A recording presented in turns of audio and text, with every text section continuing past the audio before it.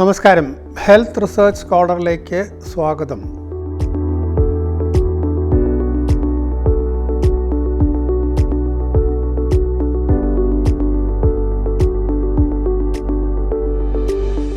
ഇന്നത്തെ നമ്മുടെ വിഷയം വാർദ്ധക്യവും അതിനോടനുബന്ധിച്ചുള്ള സമൂഹത്തിലെ ആരോഗ്യ പ്രശ്നങ്ങളുമാണ്.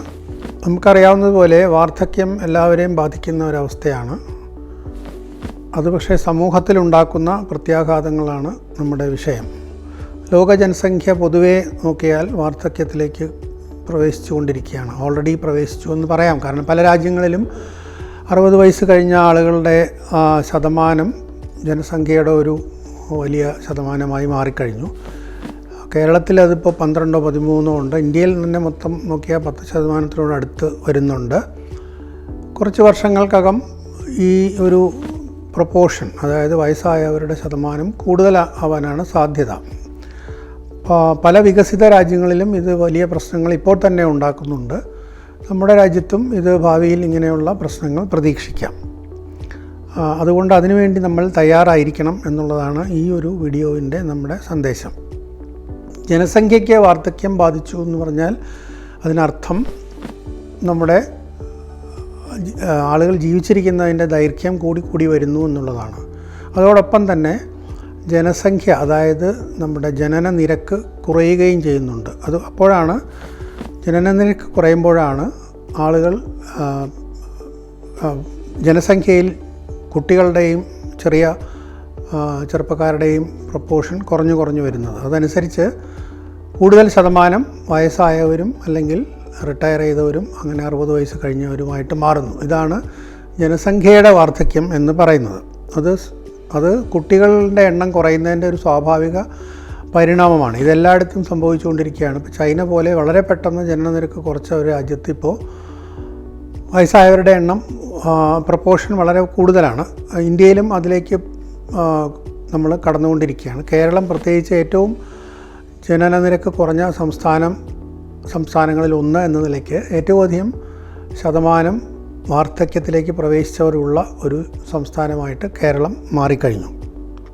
അതോടൊപ്പം തന്നെ ഈ വാർദ്ധക്യത്തിലേക്ക് പ്രവേശിക്കുന്നവർക്ക് അവരിൽ പലരും നമ്മുടെ അതിലെ സാമ്പത്തികമായിട്ട് വളരെ സാമ്പത്തിക പ്രവർത്തനങ്ങളിൽ ഏർപ്പെടുന്നില്ല. കാരണം അവർ റിട്ടയർ ചെയ്യുന്നു അല്ലെങ്കിൽ പ്രൊഡക്റ്റീവായിട്ടുള്ള കാര്യങ്ങൾ ചെയ്യാത്ത അവസ്ഥയിലേക്ക് എത്തുന്നു. അപ്പോൾ അവരെ നോക്കേണ്ട ഭാരം കൂടി പ്രവർത്തിക്കുന്ന പ്രായപരിധിയിലുള്ള ചെറുപ്പക്കാരുടെ ചുമലിൽ വരികയാണ്. അതിനാണ് ഡിപ്പെൻഡൻസി റേഷ്യോ എന്നൊക്കെ നമ്മൾ പറയുന്നത്. അപ്പോൾ ഈ ഒരുപാട് ചെറുപ്പക്കാർ കുറച്ച് വൃദ്ധരെ നോക്കുന്നതിന് പകരം ഒരുപാട് വൃദ്ധരെ കുറച്ച് ചെറുപ്പക്കാർ നോക്കേണ്ട ഒരവസ്ഥ അതിവേഗം വന്നുകൊണ്ടിരിക്കുകയാണ്. അതാണ് നമ്മുടെ ഏറ്റവും വലിയ ഒരു വെല്ലുവിളി. ആരോഗ്യപരമായി ഇതിന് വളരെയധികം പ്രശ്നങ്ങൾ ഉണ്ടാകുന്നുണ്ട്. കാരണം വയസ്സാകും തോറും ദീർഘസ്ഥായി രോഗങ്ങളുടെ ഉണ്ടാകുന്നതിൻ്റെ ഫ്രീക്വൻസിയും കൂടും. അതായത് ഡയബറ്റിസ്, ഹൃദ്രോഗം, കിഡ്നി രോഗം, ജോയിൻസിനുള്ള രോഗങ്ങൾ, മാനസിക അസ്വാസ്ഥ്യങ്ങൾ, അങ്ങനെ പല മറവി രോഗം, അങ്ങനെ ഒരുപാട് രോഗങ്ങൾ വാർദ്ധക്യവുമായിട്ട് ബന്ധപ്പെട്ടിട്ടുള്ളതാണ്. അപ്പോൾ അതെല്ലാം തന്നെ ഈ വക രോഗങ്ങളെല്ലാം തന്നെ ആ രോഗങ്ങൾ ഉണ്ടായിക്കഴിഞ്ഞാൽ അതും കൊണ്ട് ആളുകൾ ഒരുപാട് വർഷം ജീവിക്കുന്ന ഒരു സ്ഥിതിയാണ് ഇപ്പോൾ ഉള്ളത്. കാരണം ചികിത്സയുടെ ഗുണനിലവാരം മെച്ചപ്പെട്ടതോടുകൂടി പലപ്പോഴും മരണം ഒഴിവാക്കാൻ കഴിയുമെങ്കിലും അവർക്ക് നിരന്തരമായ ചികിത്സയും മരുന്നും പലപ്പോഴും ഹോസ്പിറ്റലൈസേഷനും എല്ലാം വേണ്ടി വരുന്നു. അപ്പോൾ ഒരു ആരോഗ്യ പരിപാലനം നമ്മുടെ രാജ്യത്തിൻ്റെ അല്ലെങ്കിൽ സമൂഹത്തിൻ്റെ മൊത്തം ഗവൺമെൻറ്റിൻ്റെയും അല്ലാതെയുള്ള ചെലവിൻ്റെ ഒരു വലിയ ശതമാനം ആരോഗ്യ പരിപാലനത്തിനായിട്ട് വേണ്ടി മാറ്റിവെക്കപ്പെടേണ്ട ഒരവസ്ഥ വരുന്നു. ഇതാണ് ഒരു പ്രധാന വെല്ലുവിളി.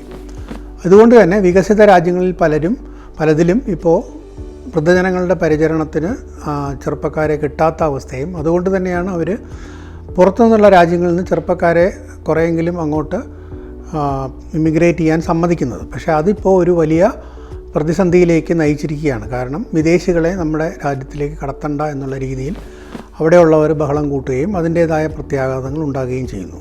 സമാനമായ ഒരു സ്ഥിതി കേരളത്തിലുമുണ്ട്. ഇപ്പോൾ നമ്മുടെ സംസ്ഥാനത്ത് ജോലി ചെയ്യാൻ പലപ്പോഴും ഈ സംസ്ഥാനത്തിന് പുറത്തുനിന്നുള്ളവരെയാണ് കിട്ടുന്നത്. കാരണം ഇവിടെയുള്ള ചെറുപ്പക്കാർ ഇവിടെ നിൽക്കാനോ അല്ലെങ്കിൽ ഇവിടെ ജോലി ചെയ്യാൻ, ഒന്നാമത് അവരുടെ ശതമാനം കുറഞ്ഞു വരികയും ജോലി ചെയ്യാൻ ഇഷ്ടപ്പെടാതെ അവരും പുറത്തോട്ട് പോവുകയും ചെയ്യുമ്പോൾ അതിന് പകരം വരുന്നത് മറ്റ് സംസ്ഥാന തൊഴിലാളികളാണ്.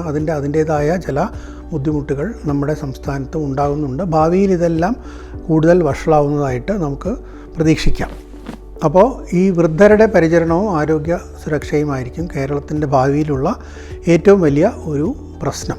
ഇത് സൂചിപ്പിക്കാനാണ്. അതിൽ പ്രത്യേകിച്ചൊരു കാര്യം അറിയേണ്ടത്, സ്ത്രീകൾ പൊതുവേ ആണുങ്ങളെ അപേക്ഷിച്ച് കൂടുതൽ വർഷം ജീവിച്ചിരിക്കുന്നതുകൊണ്ട് അതൊരു പ്രത്യേക പ്രശ്നമായിട്ട് ഒറ്റയ്ക്ക് താമസിക്കുന്ന സ്ത്രീകളും അവരുടെ ആരോഗ്യ പ്രശ്നങ്ങളും ഭാവിയിലൊരു വലിയ പ്രശ്നമായിട്ട് നമുക്ക് നേരിടേണ്ടി വരും. നമസ്കാരം.